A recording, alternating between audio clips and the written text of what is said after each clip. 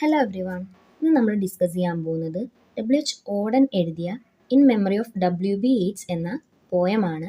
ഈ ഒരു പോയം യേറ്റ്സിൻ്റെ മരണത്തെ തുടർന്നാണ് ഓഡൻ എഴുതിയിരിക്കുന്നത്. ഈ ഒരു പോയം എന്ന് പറയുന്നത് 3 സെക്ഷനായിട്ട് ഡിവൈഡ് ചെയ്തിട്ടുണ്ട്. അതിൽ ഫസ്റ്റ് പാർട്ടിൽ വരുന്ന ഒരു ഇമ്പോർട്ടൻറ്റ് കാര്യമാണ് പാത്തറ്റിക് ഫാലസി. പാത്തറ്റിക് ഫാലസി എന്ന് പറയുന്നത് ഹ്യൂമൻ ഫീലിങ്സ് അല്ലെങ്കിൽ റെസ്പോൺസസ് ഒക്കെ ഇന്നനിമേറ്റ് ആയിട്ടുള്ള തിങ്സിന് കൊടുക്കുന്ന ഒരു രീതിയാണ്. കൂടുതലായി ഇത് എലിജീസിലാണ് കാണപ്പെടുന്നത്. അതിനൊരു എക്സാമ്പിൾ പറയുകയാണെന്നുണ്ടെങ്കിൽ ഒരാൾ മരിക്കുന്ന അന്ന് മഴ പെയ്യുകയാണെന്നുണ്ടെങ്കിൽ അത് ഭൂമി കരയുകയാണെന്നൊക്കെ പറയുന്ന ആ ഒരു രീതിയാണ് പാത്തറ്റിക് ഫാലസി എന്ന് പറയുന്നത്. ഈ ഒരു പോയത്തിൻ്റെ സെക്കൻഡ് സെക്ഷനിൽ ഓഡൻ പറയുന്നത് പോയട്രിയെ പറ്റിയാണ്. പോയട്രി ഉണ്ടെങ്കിലും ഇല്ലെങ്കിലും ലോകം പഴയതുപോലെ തന്നെ തുടരുന്ന ഒന്നാണ്. സാധാ പോലെ സൂര്യൻ ഉദിക്കുകയും അസ്തമിക്കുകയും ഒക്കെ ചെയ്യും. കൂടാതെ ഈ സെക്ഷനിൽ തന്നെയാണ് ഓഡൻ പല കാര്യങ്ങളിലും യേറ്റ്സിനെ പ്രശംസിക്കുന്നുണ്ടെന്നുണ്ടെങ്കിലും യേറ്റ്സിൻ്റെ കുറവുകളെ അദ്ദേഹം ചൂണ്ടിക്കാണിക്കുന്നുണ്ട്. അത് ഈ ഒരു സെക്ഷനിലാണ് വരുന്നത്. ഈ ഒരു പോയത്തിൻ്റെ തേർഡ് സെക്ഷൻ എന്ന് പറയുന്നത് യേറ്റ്സിൻ്റെ ബറിയലിനെ പറ്റിയാണ് പറയുന്നത്. യേറ്റ്സ് മരണപ്പെട്ടത് ഫ്രാൻസിൽ വെച്ചാണ്. അദ്ദേഹത്തിനെ അടക്കിയിരിക്കുന്നതും ഫ്രാൻസിലാണ്. പിന്നീട് അദ്ദേഹത്തിൻ്റെ ഭൗതിക അവശിഷ്ടങ്ങൾ, അതായത് അദ്ദേഹത്തിൻ്റെ അസ്ഥിയൊക്കെ അദ്ദേഹത്തിൻ്റെ വില്ലേജിൽ കൊണ്ടുപോയിട്ട് പിന്നീട് സംസ്കരിക്കുകയാണ് ഉണ്ടായത്. ഈ ഒരു പോയത്തിൽ തന്നെയാണ് യേറ്റ്സിനെ ഓഡൻ ഒരു ഐറിഷ് കപ്പൽ എന്നൊക്കെ സംബോധന ചെയ്യുന്നുണ്ട്. നമുക്കിനി പോയത്തിൻ്റെ ഡീറ്റെയിൽ സമ്മറിയിലേക്ക് കിടക്കാം. പോയത്തിൻ്റെ ഫസ്റ്റ് സെക്ഷനിൽ യേറ്റ്സ് മരണപ്പെട്ട ദിവസത്തെ പറ്റിയാണ് ഓഡൻ പറയുന്നത്. യേറ്റ്സ് മരിച്ചത് അതിശൈത്യമുള്ളൊരു സമയത്താണ്. ആ ദിവസം നദികളിലെ വെള്ളമൊക്കെ കട്ട പിടിച്ചിരുന്നു. കൂടാതെ എയർപോർട്ടിലൊക്കെ ട്രാവലേഴ്സൊക്കെ കുറവായിരുന്നു. പൊതുസ്ഥലങ്ങളിലൊക്കെ വെച്ചിട്ടുള്ള സ്റ്റാച്യൂസിലൊക്കെ മഞ്ഞ് വീണ് അത് വികൃതമായിരുന്നു.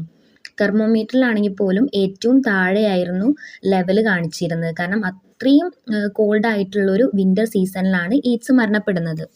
പിന്നീട് ഓഡൻ പറയുന്നത് യേറ്റ്സിന് അസുഖമായിരുന്നു, പക്ഷേ ലോകം നോർമലായി തന്നെ മുന്നോട്ട് പോയിക്കൊണ്ടിരുന്നു. ആ ഒരു നോർമാലിറ്റി കാണിക്കുന്നതിന് വേണ്ടിയിട്ട് അദ്ദേഹം പറയുന്ന കുറച്ച് ഇമേജറീസ് ഉണ്ട്. ചെന്നായ്ക്കളൊക്കെ കാട്ടിലൂടെ ഓടി നടക്കുന്നുണ്ടായിരുന്നു. നദിയിലൊക്കെ വെള്ളം കട്ടിയായതുകൊണ്ട് ഒഴുക്കൊക്കെ നിലച്ചിരുന്നു. ജനങ്ങൾ ആ സമയത്താണെന്നുണ്ടെങ്കിലും യേറ്റ്സിൻ്റെ കവിതകൾ വായിക്കുന്നുണ്ട്. ഓഡൻ പറയുന്നത് ഈ കവിതകൾക്കറിയില്ലല്ലോ യേറ്റ്സിന് അസുഖമാണെന്നുള്ളത്. കൂടാതെ അദ്ദേഹം അധികം വൈകാതെ തന്നെ മരണപ്പെടുന്നുള്ളതും ഈ കവിതകൾക്കറിയില്ലല്ലോ എന്നൊക്കെ ഓഡൻ പറയുന്നുണ്ട്. യേറ്റ്സിന് അന്നത്തെ ദിവസം എന്ന് പറയുന്നത് അദ്ദേഹത്തിൻ്റെ അവസാന ദിവസമായിരുന്നു. ഒരു അവസാനത്തെ വൈകുന്നേരമായിരുന്നു അത്. നഴ്സുമാരെല്ലാവരും അദ്ദേഹത്തിന് ചുറ്റും ഇങ്ങനെ ഓടി നടക്കുകയായിരുന്നു. അദ്ദേഹത്തിൻ്റെ ആരോഗ്യത്തെ പറ്റി പല വാർത്തകളുമാണ് ആ സമയത്ത് ഇങ്ങനെ പ്രചരിച്ചു കൊണ്ടിരുന്നത്. യേറ്റ്സിൻ്റെ ഓരോ ബോഡി പാർട്സ് ആയിട്ട് പ്രവർത്തനരഹിതമായിക്കൊണ്ടിരിക്കുകയായിരുന്നു. അദ്ദേഹത്തിൻ്റെ മൈൻഡ് എന്ന് പറയുന്നത് ഇപ്പോൾ എംപ്റ്റി ആണ്. അവിടെയൊക്കെ ഒരു പിൻ പോയിൻ്റ് സൈലൻസ് മാത്രമാണ് ഉള്ളത്. നമ്മളങ്ങനെ പറയുമല്ലോ, ജീവിച്ചിരിക്കുന്നവരുടെ ഓർമ്മയിലൂടെയാണ് മരിച്ചവർ ജീവിക്കുന്നതെന്നൊക്കെ. യേറ്റ്സിൻ്റെ മരണവാർത്ത എന്ന് പറയുന്നത് ലോകം മുഴുവൻ സ്പ്രെഡായിക്കൊണ്ടിരിക്കുകയായിരുന്നു. പലരും പലരുടെയും അഭിപ്രായങ്ങളാണ് പറഞ്ഞുകൊണ്ടിരുന്നത്, യേറ്റ്സ് എന്ന എഴുത്തുകാരനെ പറ്റിയും അദ്ദേഹത്തിൻ്റെ എഴുത്തിനെ പറ്റിയുമൊക്കെ. പിന്നീട് ഓഡൻ പറയുന്നത് എങ്ങനെയാണ് ലോകം മുന്നോട്ട് പോകുന്നതെന്നാണ്. ഇപ്പോൾ ഒരാൾ മരിച്ചു കഴിഞ്ഞ് കഴിഞ്ഞാൽ ആ മരിച്ചവരുടെ വാക്കുകൾ പോലും ഈ ജീവിച്ചിരിക്കുന്നവർ മാറ്റി പറഞ്ഞുകൊണ്ടിരിക്കും. അവരുടേതായ അഭിപ്രായങ്ങൾ അതിനെപ്പറ്റി പറഞ്ഞുകൊണ്ടിരിക്കും.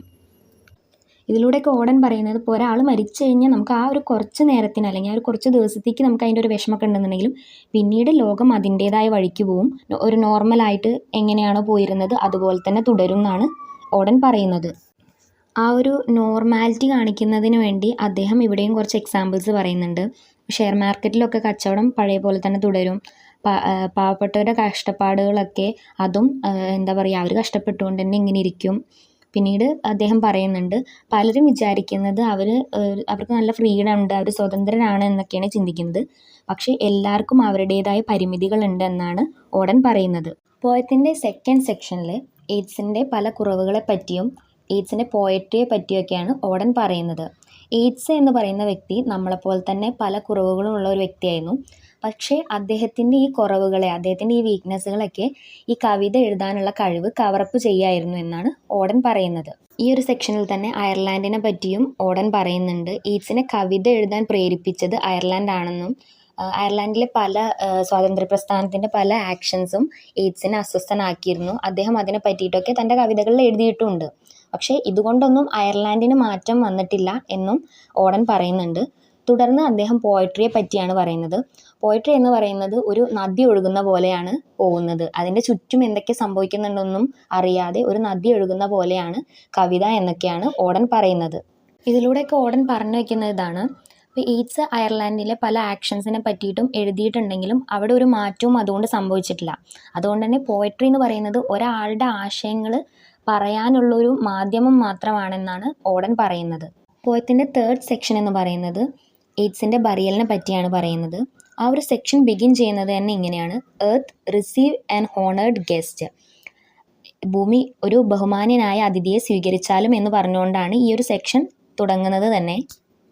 ഈ ഒരു സെക്ഷനിലാണ് ഈറ്റ്സിനെ ഫ്രാൻസിൽ ബറി ചെയ്തതിനെ പറ്റിയും ഈറ്റ്സിനെ ഒരു ഐറിഷ് കപ്പലായിട്ടൊക്കെ ഓടൻ സംബോധന ചെയ്യുന്നത് ഈ ഒരു സെക്ഷനിൽ തന്നെയാണ്. പിന്നീട് ഓടൻ പറയുന്നത് എത്രമാത്രം സെൽഫിഷാണ് ഹ്യൂമൻ ബീയിങ്സ് എന്നൊക്കെയാണ്. യൂറോപ്യൻ രാജ്യങ്ങൾ തമ്മിൽ യുദ്ധത്തിന് റെഡി ആയിക്കൊണ്ടിരിക്കുകയാണ്. ഓരോ രാജ്യവും മറ്റ് രാജ്യങ്ങളുമായിട്ട് വെറുപ്പാണ് നിലനിർത്തിക്കൊണ്ടു പോകുന്നത്. ഇനി മനുഷ്യരാകട്ടെ മറ്റൊരു വ്യക്തിയോട് അല്ലെങ്കിൽ മറ്റൊരാളുടെ അടുത്ത് ഒരു ദയയും കരുണയും ഇല്ലാത്ത ഒരു മനുഷ്യനായി മാറിക്കൊണ്ടിരിക്കുകയാണ് എന്നൊക്കെയാണ് ഓടൻ പറയുന്നത്. പോയത്തിൻ്റെ ലാസ്റ്റ് സെക്ഷനിൽ ഓടൻ മരിച്ച കവിയോടാണ് സംസാരിക്കുന്നത്. അദ്ദേഹം പറയുന്നത് ഇങ്ങനെയാണ്: ഈ ലോകം എന്ന് പറയുന്നത് നമുക്ക് ജീവിക്കാൻ പറ്റിയൊരു സ്ഥലമല്ല, അത്രയും മോശപ്പെട്ടൊരു സ്ഥലമാണ്. പക്ഷേ എയ്ഡ്സിന് ഒരു കഴിവുണ്ട്. സത്യവും സന്തോഷവുമായി യോജിപ്പിച്ച് പോകാനുള്ള ഒരു പ്രത്യേക കഴിവ് എയ്ഡ്സിന് ഉണ്ട് എന്നാണ് ഓടൻ പറയുന്നത്. തൻ്റെ കവിതകളിലൂടെ ഈ ഒരു ശാപത്തെ മുന്തിരിത്തോട്ടമാക്കി മാറ്റുകയാണ് എയ്ഡ്സ് എന്നാണ് ഓടൻ പറയുന്നത്. ഓടൻ എന്ന് പറയുന്ന വ്യക്തി വേദനയിൽ കഷ്ടപ്പെടുന്ന പാവപ്പെട്ടവരെ പറ്റിയാണ് അദ്ദേഹത്തിൻ്റെ കവിതകളിലൂടെ പറയുന്നത്. കവിതയാകുന്ന ഈ ഒരു അരുവി എന്ന് പറയുന്നത് ഉണങ്ങി ഇനി അത് മനുഷ്യരുടെ ഹൃദയങ്ങളിലൂടെ ഒഴുകട്ടെ എന്നൊക്കെ ഓടൻ പറയുന്നുണ്ട്. ഈ ഒരു പോയത്തിൻ്റെ എൻഡിങ് എന്ന് പറയുന്നത് ഒരു ഒപ്റ്റിമിസ്റ്റിക് ആയിട്ടുള്ള എൻഡിങ് ആണ്. മനുഷ്യന്മാരൊക്കെ ഈ ഒരു ദയയില്ലാത്ത മനുഷ്യരിൽ നിന്ന് മാറി ചിന്തിക്കട്ടെ എന്നൊക്കെ പറഞ്ഞിട്ടാണ് ഈ ഒരു പോയം അവസാനിപ്പിക്കുന്നത്. ഓടൻ പറയുന്നത് മനുഷ്യർക്ക് മറ്റുള്ളവരെ പ്രശംസിക്കാനുള്ള ഒരു കഴിവില്ല, ഇനിയെങ്കിലും ആ ഒരു കഴിവുണ്ടാകട്ടെ. കൂടാതെ പലർക്കും ജീവിതം എന്ന് പറയുന്നത് ഒരു പ്രിസൺ പോലെ എന്നൊക്കെയാണ് ഓടൻ പറയുന്നത്.